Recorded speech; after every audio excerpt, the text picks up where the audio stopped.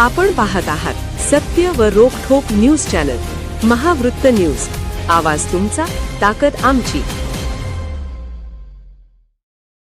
कोल्हापूर महानगरपालिकेमध्ये कुस्तीचा आखाडा तयार झालेला आहे। नगरसेवकांच्या मध्ये आमरी-तुमरी ठीक आहे, पण ती कशासाठी? विकास कामासाठी आमरी-तुमरी केली तर अतिशय बरं वाटेल जनतेला।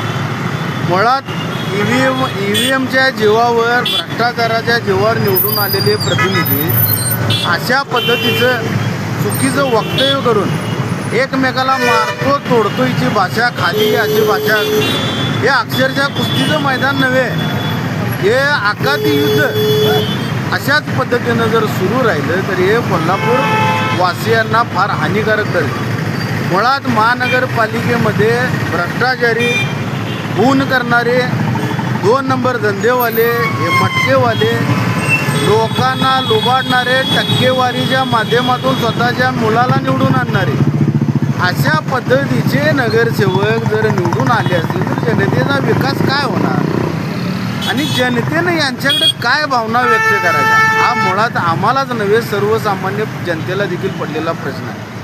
अशा पद्धतीचं वक्तव्य जर इथून पुढे महानगरपालिकेमध्ये होत असेल, महानगरपालिकेच्या सभागृहाच्या वरच्या गॅलरीमध्ये शिवसैनिक व सर्व पदाधिकारी आम्ही मोठ्या संख्येने उपस्थित राहून आम्ही कडवा विरोध करणार। का? तुम्ही बांधा, जरूर बांधा, पण जनतेच्या प्रश्नासाठी बांधा, कोल्हापूर महानगरपालिकेच्या हद्दीतील विकास कामांसाठी बांधा। स्वतःचं महत्त्व वाढवण्यासाठी असं उभारून मी कोण तर आहे दाखवण्यासाठी जर तुमचं असं गलिच्छ वागणं असेल तर हा आखाडा तुम्ही खाली निर्माण करू शकतो। ज्यांच्यामध्ये धमक असते ते खाली ये, वर ये, बघून घेतो, भाषा करत नाही, ते व्यवस्थित व्यक्त होत असतात। माझा एक चांगला सल्ला आहे, खास करून या धनुष्यबाणाचे निवडून आलेले नगरसेवक, तुमचे आका हे टक्केवारी बादशाह म्हणून ओळखले जातात। दुसरे पालकमंत्री एकीकडे मुस्लिम असून देखील 4-4, 5-5, 6-6 टर्म वेळा निवडून आलेले सन्मान्य मुश्रीफ साहेब या कर्तृत्वामुळे जनतेची माफी मागतात।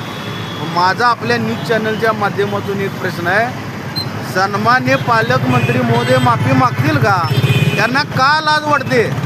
अहो, ईव्हीएमच्या माध्यमातून तुमचे निवडून आलेले गलिच्छ नगरसेवक अशा पद्धतीचं जर कर्तृत्व करत असेल तर यांचा निषेध तुम्ही कधीच करायला हवा होता। जनतेनं जे काय समजायचे ते समजलेलं आहे।